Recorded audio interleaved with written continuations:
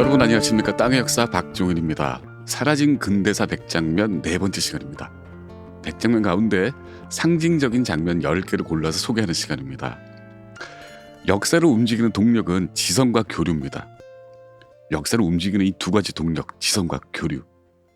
이게 세계사와 조선 근대사에서 어떻게 작동했는가에 대한 상징적인 장면들입니다. 소위 한국사만 읽으면 조선은 찬란한 나라입니다. 그런데 같은 시대 다른 세상과 비교해서 보면 보이지 않던 일들이 보입니다. 저 아래 자막 속 인용문에는 주요 출처만 달았습니다. 자세한 출처는 책 주석면에 기록되어 있습니다. 오늘의 제목은 정치도시 화성과 사라진 수레입니다. 정조는 옛 수원을 지금 수원 자리로 옮기고 그 자리에 사도세자 묘인 현룡원을 지킬 신도시를 건설합니다. 이 도시가 화성입니다. 화성 건설은 사도세자 묘 2장 결정이 이루어진 바로 그날 동시에 결정됩니다. 정조가 이렇게 선언하죠. 고을을 옮길 계획을 세우라. 백성을 옮길 일은 이미 계획돼 있느니라. 왕권을 위협하는 노론을 피하고 정통성을 되찾은 아버지 무덤 주변에 자기만의 도시를 만들겠다는 결정입니다. 천장 결정 나흘 뒤 수원 도호부 백성이 심리 북쪽 팔달산 아래로 집단 이주합니다. 총 이주 경비는 10만 냥이었습니다. 그리고 새로운 능묘 주변에 신도시 건설이 시작됩니다. 1794년 2월 기공식을 가진 화성은 1796년 10월 10일 팔달성 외성을 포함한 화려한 신도시로 완공됩니다. 사실 이 신도시 화성은 여러모로 실용적인 도시는 아니었습니다. 정조는 현룡원 주변에 행궁을 만들고 팔달산에는 산성을 쌓았습니다. 그런데 화성은 군사적으로 산성을 쌓을 정도로 요충지가 아닙니다. 게다가 당시에는 산성에 들어가서 전투를 하는 농성전과 공성전이 큰 의미가 없던 시대입니다. 지상에서 화기로 겨루던 시대로 바뀌었죠. 이미 구도시 수원이 가지고 있던 경제적인 역할을 축소해버리고 오직 왕권 강화를 상징하는 정치적인 의미밖에 없었습니다. 공사 현장 감독은 남인인 초계문신 정약용이 맡습니다. 또 공사 총감독 또한 남인인 최재공이 맡습니다. 1793년 2월 22일 현룡원에 들은 정조는 수원부를 화성으로 계층하고 최재공을 화성 유수에 임명합니다. 세부 계획을 마친 최재공은 그해 7월 영의정에 임명됩니다. 그리고 사흘 뒤 최재공이 상소문을 올리죠. 극악 무도한 자들의 지층과 인척들이 벼슬아치 장부를 꽉 메우고 있다. 사도세자를 추승하고 저들을 처벌하시라. 화성이 길지라고 주장한 윤선도도 또 100년 전 수원으로 옮겨야 한다고 주장했던 유형원도 모두 남인입니다. 정조 편을 들었던 남인이 권력을 장악하고 정조 왕권 보호를 위해서 똘똘 뭉쳤습니다. 노론인 좌의정 김종수가 최재공은 역적 압작이라면서 저항합니다. 그 정도로 수원 화성은 정치적인 도시였고 현룡원은 정치적인 폭발력을 가진 폭탄 같은 무덤이었습니다. 노론들 반발이 이어지자 그해 추석 일주일 전 정조가 전 현직 장관은 물론 차관급까지 고위직 관료 전원을 소집합니다. 1793년 9월 12일입니다. 그리고 폭탄 선언을 던집니다. 영조께서 당시 도승지 최재공을 불러 은밀히 준 문서가 있다. 승지는 그 문서를 사도세자 위패 아래 감췄었느니라. 웅성대는 문무백관 앞에 정조가 문서 한 장을 쫙 펼칩니다. 이게 그 문서니라. 문서에는 영조 친필이 적혀 있습니다. 피 묻은 적삼이여 피 묻은 적삼이여 오동나무여 오동나무여 그 누가 충신인고 내 죽은 자식 그리워 잊지 않노라. 영조가 자기 아들을 죽인 사실을 후회했다는 내용입니다. 정조는 자기가 왕위에 오르고 2달 뒤 이미 이 문서를 알았다고 주장합니다. 이 문서를 금등지서라고 합니다. 쇠줄로 단단히 봉한 상자에 넣은 비밀 문서를 뜻합니다. 정조는 가장 필요할 때까지 숨겨뒀다가 공개한 것이요. 즉위 직후 최재공이 이 문서를 나에게 알려준다니라. 상소는 이 문서에서 연유한 것이니 입 다물라. 오늘 이후 시끄럽게 굴면 한 사람 한 사람 일일이 다스릴 것이다. 노론 세력은 시꺼합니다. 이후 노론은 화성 건설에 아무 반대도 하지 못합니다. 해가 바뀌고 1794년 2월 12일 정조가 현룡원을 찾습니다. 향을 피우려다가 정조가 낮은 소리로 울다가 마침내 무덤에 올라 통곡합니다. 그리고 화성이 완공됩니다. 정조가 꿈을 성취합니다. 등극대 선언했던 사도세자의 아들이 학문의 왕이 되고 사도세자를 복원시키고 왕권을 완전히 회복하는 데 성공합니다.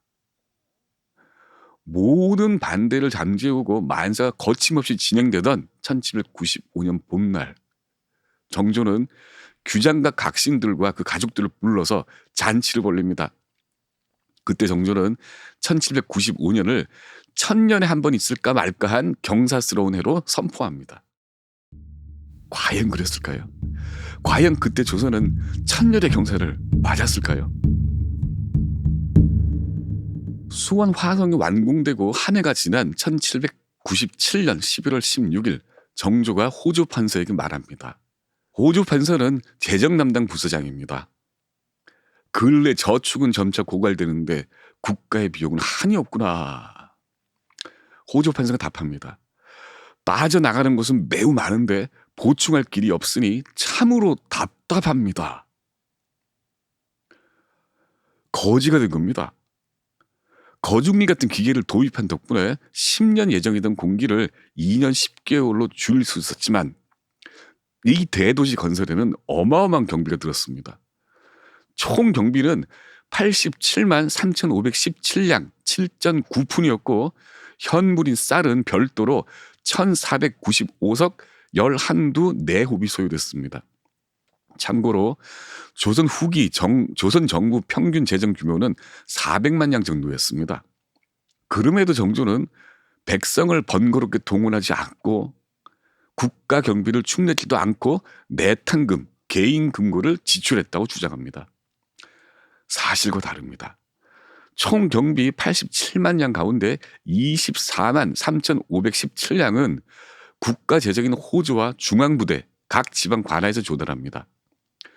또 턱없이 모자라는 추가 경비 63만 은 장용령, 균역청, 어영청, 금이용에서 대출받아서 해결합니다. 대출금 63만 년 상환 기간이 짧게는 2년, 길게는 10년이었는데 1800년 정조가 죽은 뒤 실제로 상환됐는지 여부는 기록에 없습니다. 자, 총 비용을 볼까요?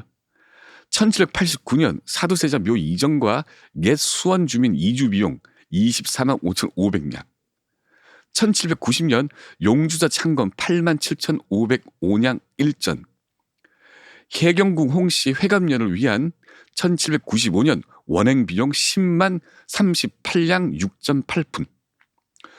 화성 자체 건설 비용 93만 4,028량. 이렇게 화성 신도시 건설에는 136만 7,071량 7.8푼이 들어갔습니다.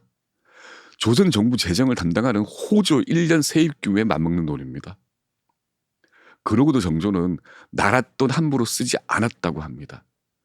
숫자가 구체적으로 얼마만큼 나랏돈이 쓰였는지 말하고 있는데도요. 또 저축이 점차 고갈된다고 합니다. 호조 판서는 보충할 길이 없다고 답하고요.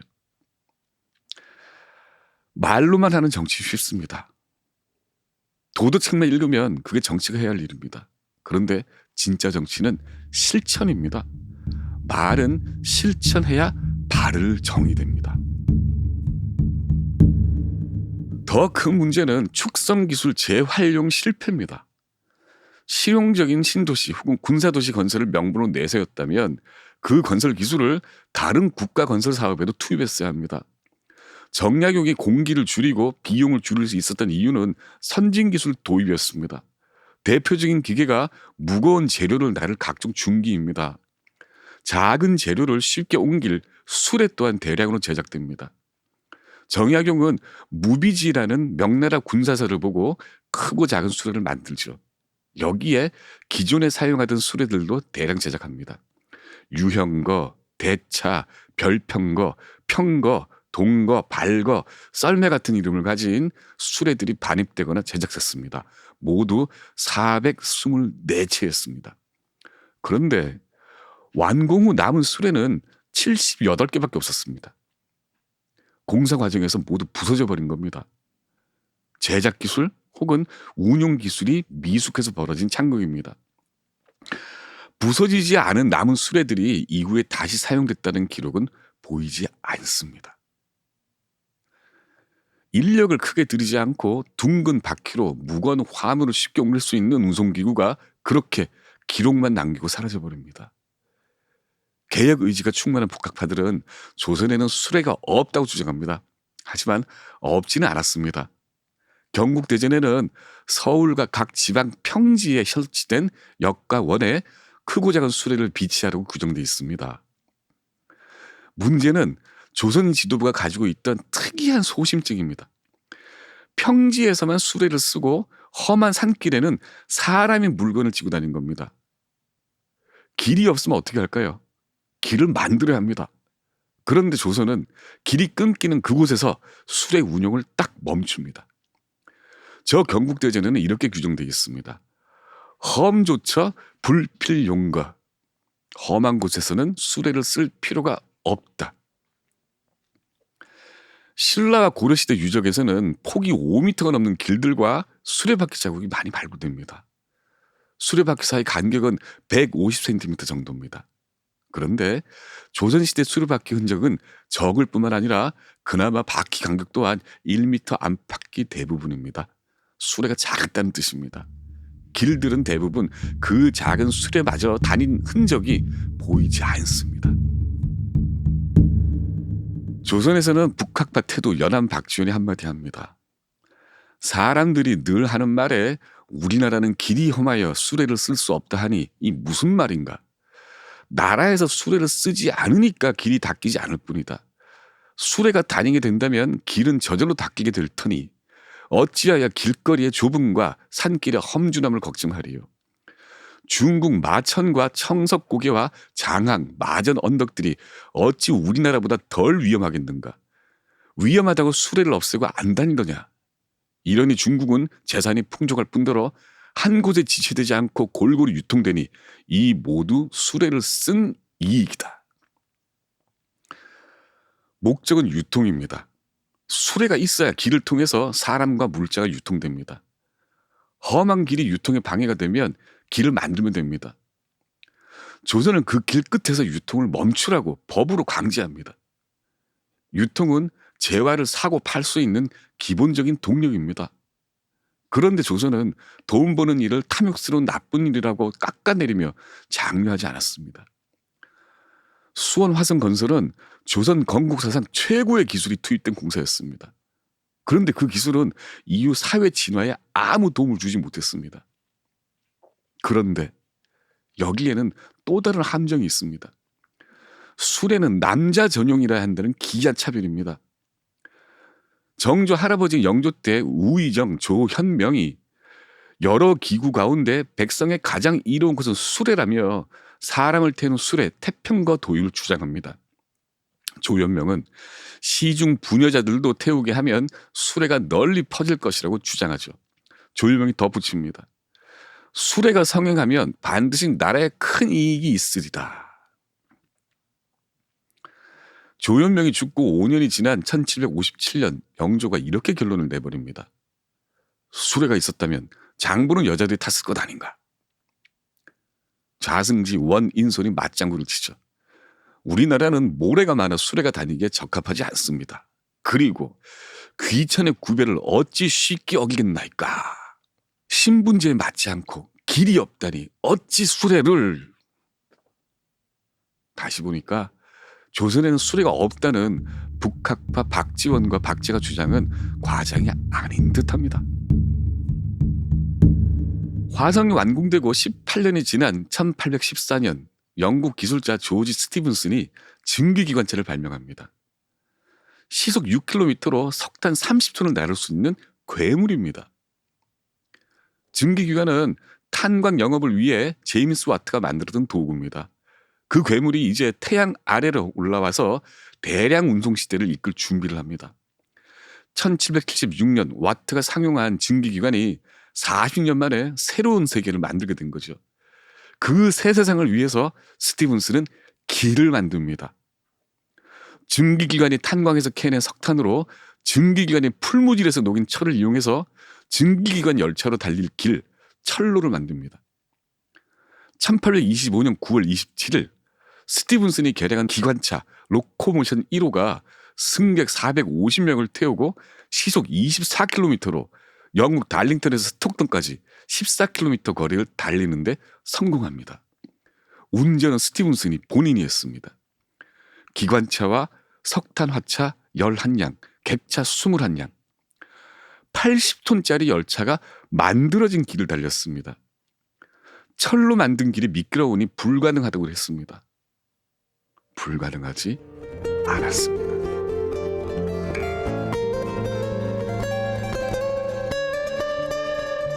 지금까지 지성과 교류를 키워드로 본 사라진 근대사 백장면.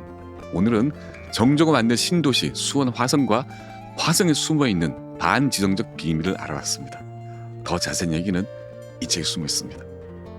땅의 역사, 사라진 근대사 박종인입니다.